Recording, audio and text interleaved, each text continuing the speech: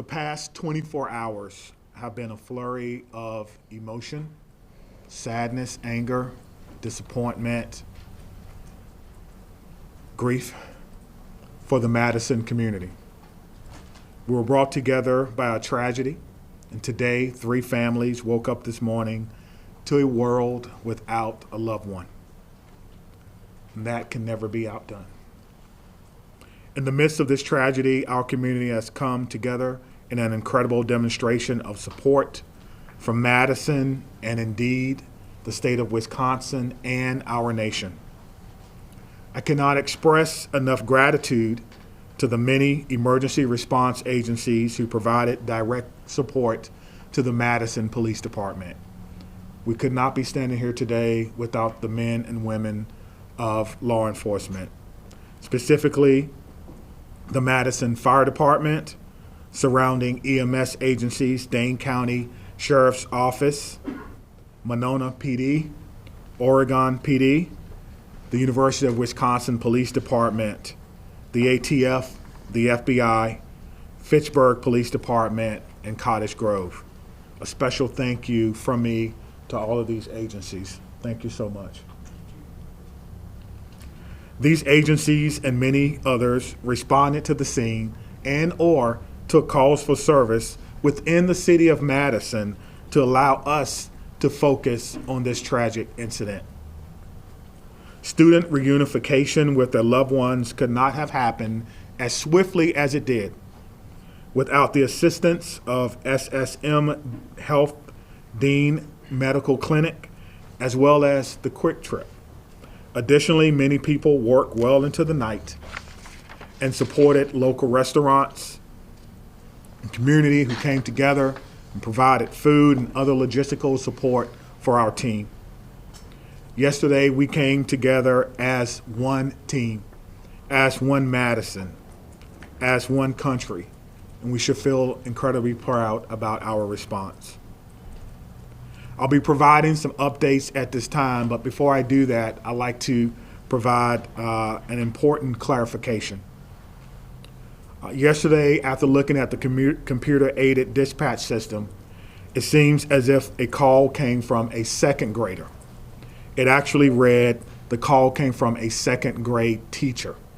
That was a mistake. That's my responsibility, and I apologize, and I clarify that today. It did not come from a second grader. It read second grade teacher. I will also be providing several investigative updates from the 8 p.m. briefing from last night. The Madison Police Department is committed to transparency and will continue to release information that can be used to improve public safety. This must be balanced against our commitment to the victims of this horrific crime and the need to do a thorough and complete investigation. As a result, I recognize many of you may have questions that I cannot answer at this time. I ask for you to keep the victims in your mind and respect their right to a thorough investigation. I also will not be taking questions at the conclusion of this press conference, but your pre-submitted questions serve as the basis for updates that we're providing for you this afternoon. If your question is not answered, it is due to an ongoing investigation. Okay. We know a document has been widely shared on social media. At this time, we cannot verify its authenticity. We have detectives working today to determine where this document originated and who actually shared it online. At this time, we cannot verify the document. We ask that you not share the document or spread any information that may be false. Our department will provide an update on this document when we can. There are always signs of a school shooting before it occurred. Some of you have reached out about Rupnow's social media activity prior to yesterday's shooting. We're looking into her online activity. We're asking anyone who knew her or who may have insights into her feelings leading up to yesterday to please contact the Madison Area Crime Stoppers. Again, anyone who may have known her or knew what she was feeling or going through at that time, please direct those inquiries to Madison Area Crime Stoppers.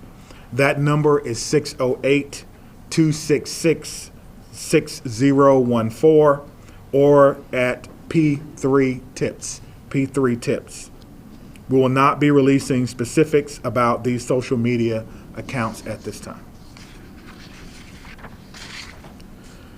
Identifying a motive is our top priority, but at this time, it appears that the motive was a combination of factors.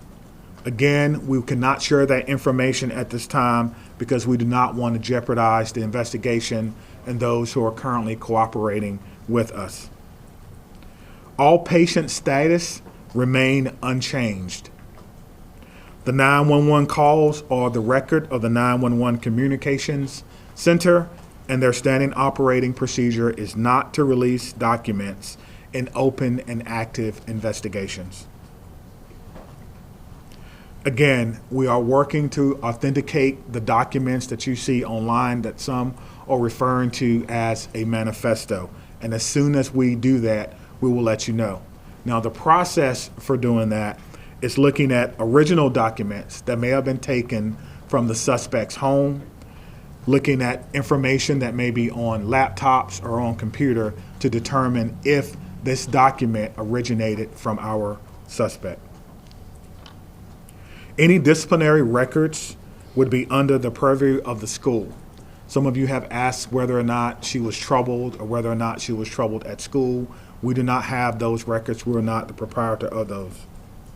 On the question of bullying, we're talking to students to understand whether bullying was one of those multiple factors that I mentioned earlier. Some have asked if people were specifically targeted. Everyone was targeted in this incident, and everyone was put in equal danger. Today, numerous MMSD schools were targeted by false threats, often known as swatting. We're working closely with the Madison Metropolitan School District to determine where these originated and to investigate this call. We do not believe that there are any current threats to any Madison area schools and will continue to investigate these calls and any threats of violence as they come in. Let me be clear on this point. Making false threats is a crime, and we are working with the district attorneys to prosecute these crimes as information is gathered. And if we have to do that, we certainly will. I encourage all parents, all family members to talk to your loved ones about this. We will determine where they originated. We'll use federal partners if we have to and levy those charges as well. As we continue to investigate what happened yesterday, we're keeping the victims and their families in the front of our minds. We want to thank the countless people and organizations who've reached out to support them, as well as the Dane County Victim Witness Unit and the Dane County Emergency Management, who provided direct support to the families. To the Abundant Life Christian Academy, this is a hurting and haunting situation, and the many survivors will need our continued support, and we pledge to give them that in the days, months, and even years ahead. As a community, we must not allow violence or any act of violence to define us. We refuse to allow hate or destruction to win in this city. But rather, we will honor our survivors, our victims, through love, support, and the Madison way. Please continue to take care of yourself and take care of each other. At this time, we have several officers who are working today, who was working yesterday. They were given the opportunity to stay home on what we commonly refer to as an administrative day. They were offered peer support, emergency assistance program through our city. But those officers chose to come to work today. and serve their community.